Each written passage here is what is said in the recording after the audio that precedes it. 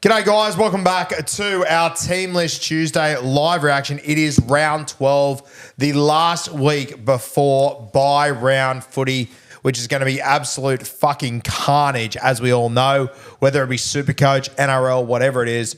The next 8 weeks is just going to be hell on earth. So enjoy a bit of peace, a bit of security this week, Kat, because the chaos begins next week.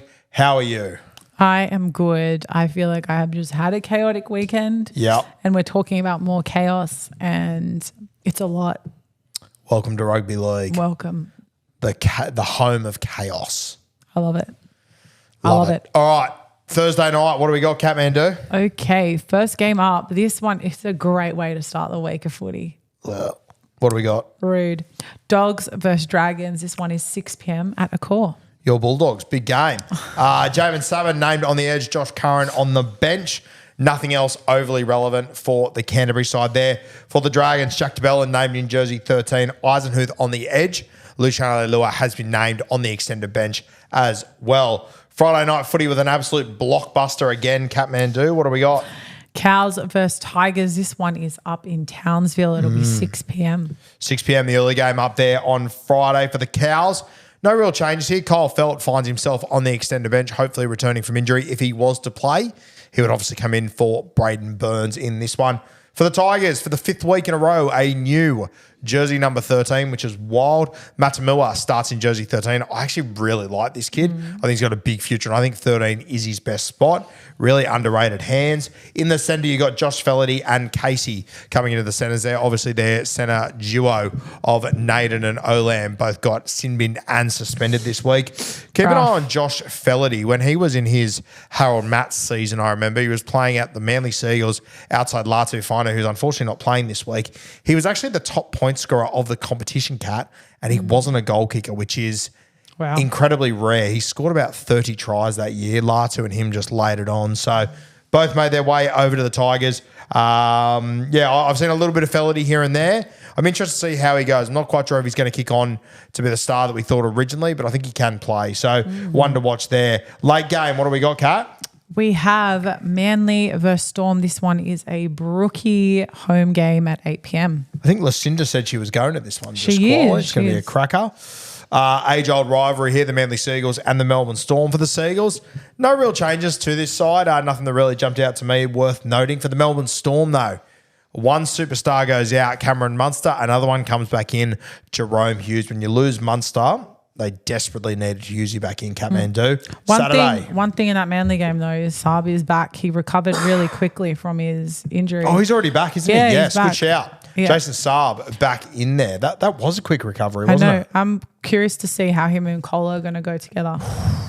Yeah. Could be a bit spicy, that one. Could be a little bit spicy. All right, Saturday, we have the Raiders Roosters. You're going to be at this game. You're heading down to Canberra.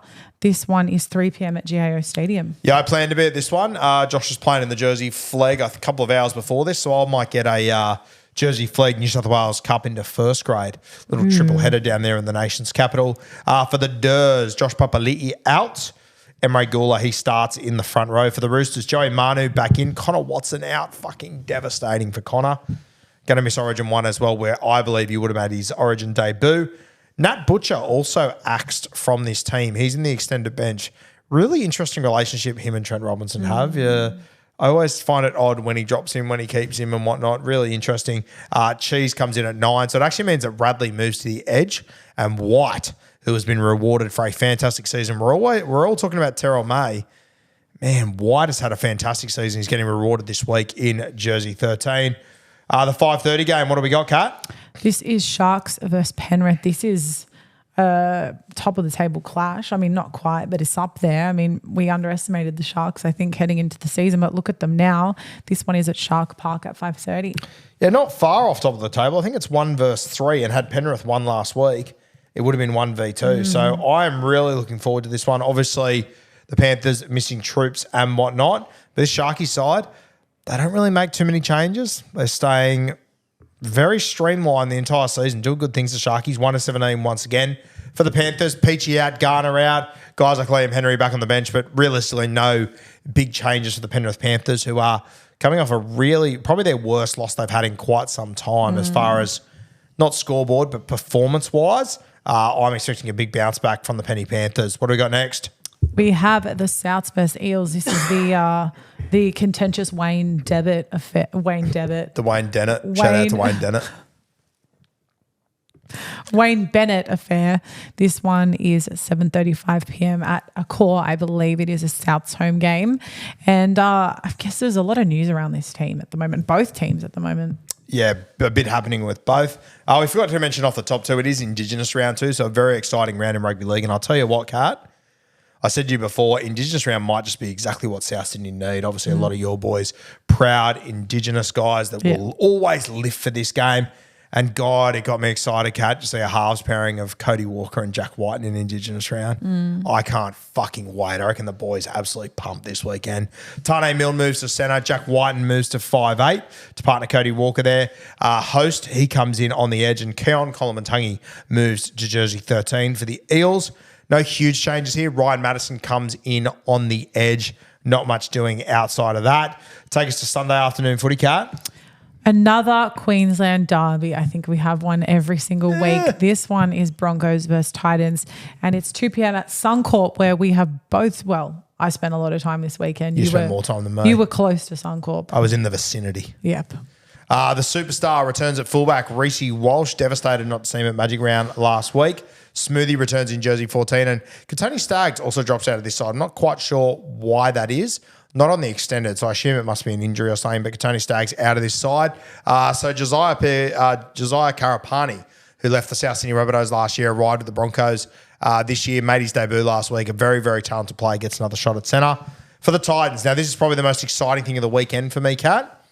I believe it's his debut. He plays on the wing for the Titans, Tony Francis, a guy that has absolutely fucking destroyed Queensland Cup over the last few years. I've always been really high on Tony Francis, and I'm very, very keen to see him get an opportunity in first grade. Another opportunity comes about because of the injury to my boy Jermaine Jolliffe, which is devastating. Josiah Pahulu, who has been coming off the bench for the Titans so far this year, really young guy, playing well above his age, gets an opportunity to start.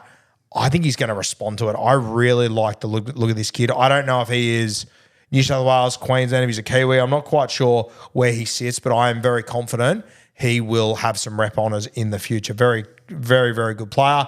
The other one worth noting for the Titans, Kieran Foran named on the extended bench, so keep an eye whether he comes in or not. Last game of the week, Kat, what do we got? This one is Waz versus Dolphins. This is a good game, this one, looking at the way both are playing at the moment. And this one is over in New Zealand at Go Media Stadium. For the Waz, Wade Egan ruled out of this one. It really hurts the Warriors and my super coach team. Not ideal, probably in that order, but still hurts me a lot. Lussick comes in at 9. Dylan Walker in jersey 13 once again. Nair Corey, he was doing his rehab when I was over there at Warriors HQ last week. Absolutely had the music blaring, Kat. I can still hear it. I still return there occasionally. Nair Corey, he's on the bench there. And it's worth noting, Chanel Harris-Tavita also named on the extended. He's been injured the last few weeks. I believe a few weeks ago, if Tomato Martin and CHT were both fit and available, they probably would have gone for Chanel Harris-Tavita. But Tomato Martin had an absolute blinder on the weekend. I think he was our team of the week halfback. If not, he was on the bench. So, yeah, an interesting little one to watch there. For the Dolphins, my boy Maxi Plath returns in jersey 13. Outside of that, no changes to a Dolphins team that knocked over the West Tigers last week. That is going to be an absolute cracker of a game over there in New Zealand. I'm really, really looking forward to that one. We done, Kathmandu? That is it, done and dusted. That is us done and dusted. Thank you for joining us once again for Teamless Tuesday for round 12. All the carnage of bye round footy will kick off next week. We'll be here every Tuesday moving forward to wrap it all up for you.